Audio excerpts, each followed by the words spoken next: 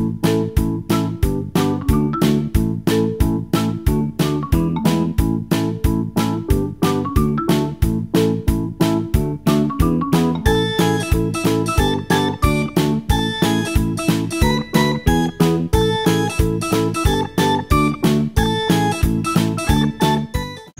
morning, guys.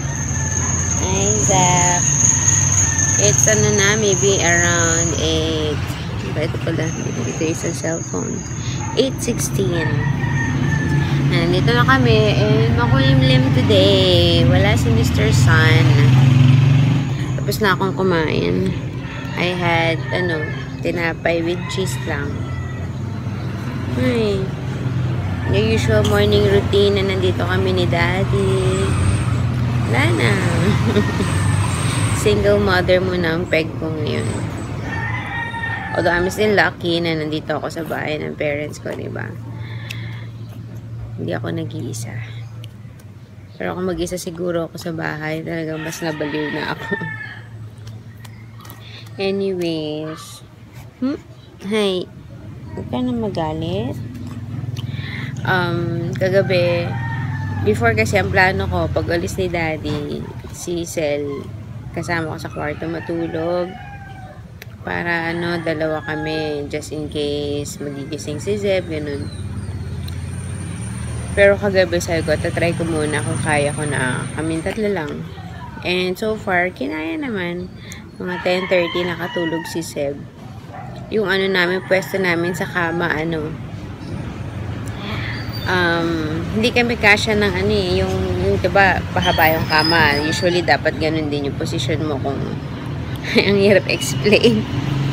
Basta, mamaya pakita ko. Andun kami lahat sa kama, tas ako'y nasa gitna, syempre. Tas yun, okay naman.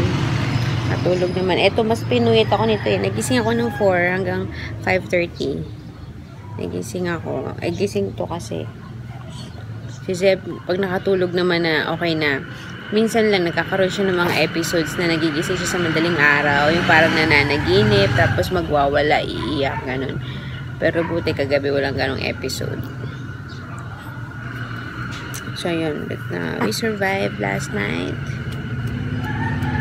Ay. You miss Daddy?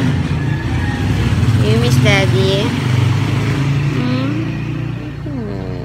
Kulangot ka pa.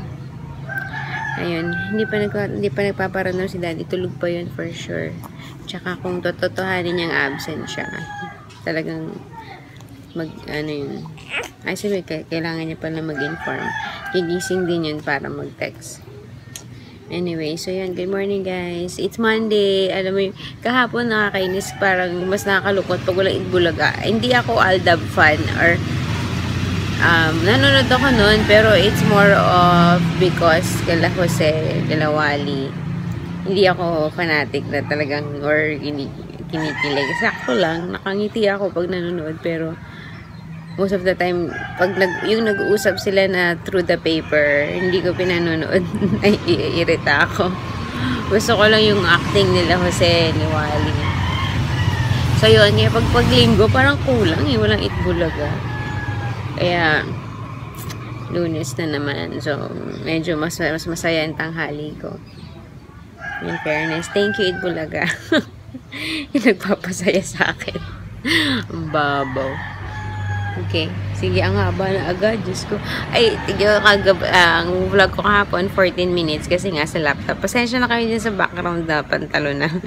Ano to?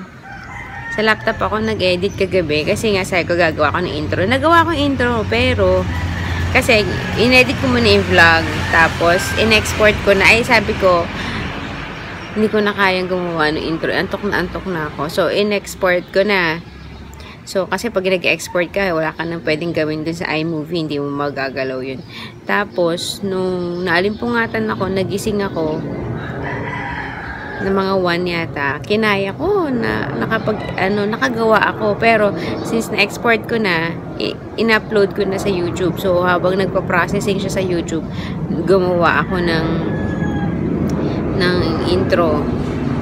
Tapos, sabi ko, itatry ko lang po sa YouTube, merong editor doon na parang pwede mo ipag-combine. Pero, yun yung ginawa ko from 4 to 5:30 nagising kami ni Zach. Tinatry ko i-combine using dun sa YouTube editor. Ayaw mag-combine. So, sabi ko, pinablish ko na lang itong vlog. Sabi ko, yung today's vlog na lang, doon ko na ilalagyan ng intro. 20 seconds yung intro. Kasi, nilagyan ko ng clips nila Zeb and ni Zach. Okay, yun lang. Dami kong dada. 5 minutes na kaagad to. Okay, bye. Hey guys! It's 10:15 na. And I'm so happy. Parang tanga lang kanina. Malungkot. Sabay ngayon nasaya. Actually, the reason why I'm so happy kasi I wanna give away. Yung giveaway ni Sis Jen, It's Me Jen, meron siyang YouTube channel. Lalagay ko yung link if you haven't subscribed to her. Meron siyang beauty channel and meron siyang cooking channel. Ilalagay ko both links below. Nag-giveaway siya ng Mary Kay,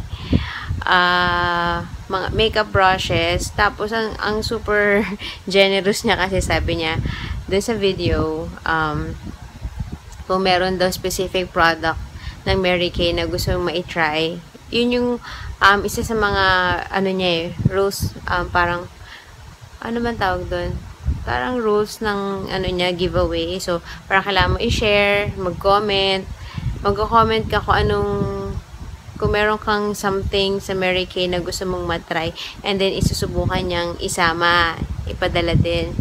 So ayun, matagal ko nang gustong matry yung Mary Kay na Time Wise foundation kasi sa mga napapanood kong review.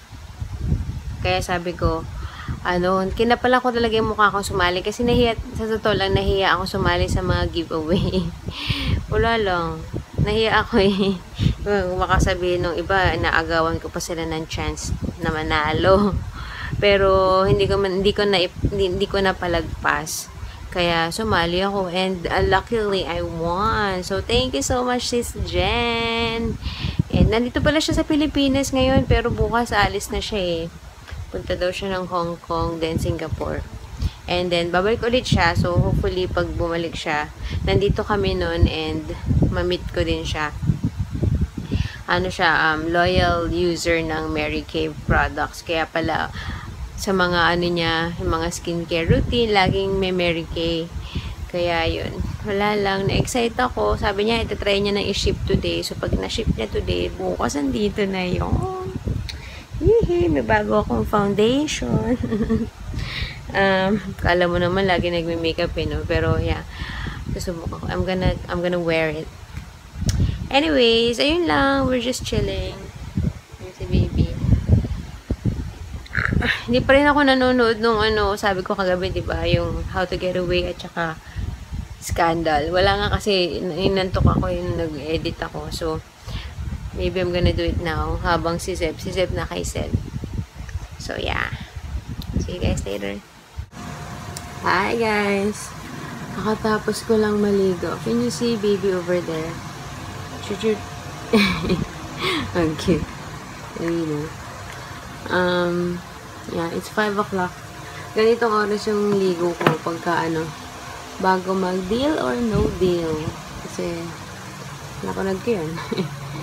Tapos, hindi ako nakanap kasi nanood ako ng pinanood ko na yung How to Get Away tsaka Scandal. OMG, both are good. Parang maganda yung ending. Grabe, yun na naman, antayin na naman ng isang linggo. Yun na nakakainis eh. Pero, okay lang. Tapos, si Zeb, nakaisel. Kasi kanina ayaw matulog dito, laro ng laro. So, tinangay ni Sen. Dinala niya sa kwarto nila. So, I think naman tulog siya kasi hindi ko siya naririnig. Nag-iingay.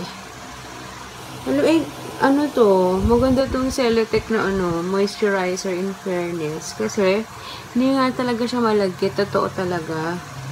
Parang tubig lang. Paglagay mo, parang wala lang. So, ayan. Kahit na hindi talaga ako ma-moisturizer before, pero sabi ko since tumatanda na tayo, kailangan i-take care ang skin. Tapos, ano ba sabihin ko? Ayun, sa akin, ikikwento ko.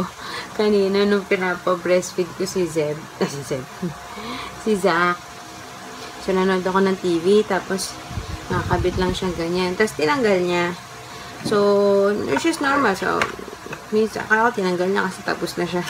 Tapos, pag tingin ko sa baba, grabe, sumisirit yung gatas ko. Talagang spray. Nasprayan siya sa mukha. As in, pag tingin kong ganyan talaga, yung gatas talaga, pss, tapos yung mukha niya, puro ano na, puro gatas. Grabe, kaya niya tinatanggal pala kasi, ano, siguro sobrang lakas na sasamid siya. Minsan nga nauubo na siya sa sobrang dami. Buti na lang. At ganyan. Partida, hindi pa ako nagtitake ng ano niyan, ng supplement. Before, kasi, nung kay Zeb, dahil sa takot ko na baka mawalan ako ng milk, nagtitake ako nitong life oil. Malunggay na capsule to. Ito, oh. Hindi ko lang nga naubos, eh. Ito pa yung nung tinitake ko pa nung kay Zeb. Ewan, hindi pa naman siguro siya expired.